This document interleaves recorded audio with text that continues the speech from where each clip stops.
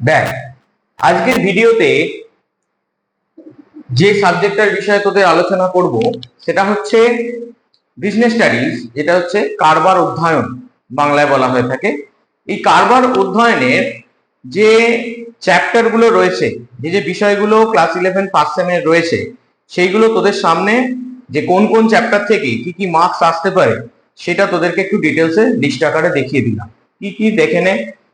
First যে চ্যাপ্টারটা আছে বিজনেস স্টাডিজের, সেটা হলো কারবারের প্রকৃতি ও উদ্দেশ্য।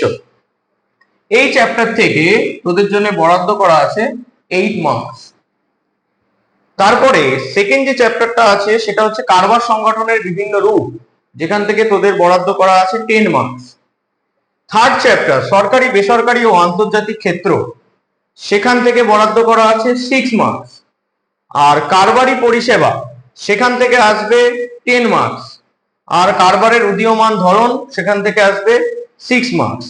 এই পুরো যে চ্যাপ্টার থেকে টোটাল নাম্বার আসবে হচ্ছে, 5টা চ্যাপ্টার থেকে টোটাল নাম্বার আসবে হচ্ছে 40, অর্থাৎ তোদের 40তে এক্সাম।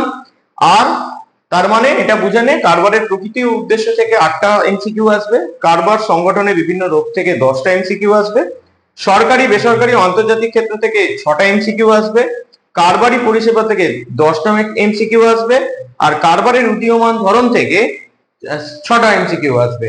তো এটা হলো ওভারঅল তোদের ক্লাস 11 ফার্স্ট সেমিস্টারে বিজনেস স্টাডিজ এর পুরো সিলেবাসটা আমি তোদের এই ভিডিওতে দিয়ে দিলাম।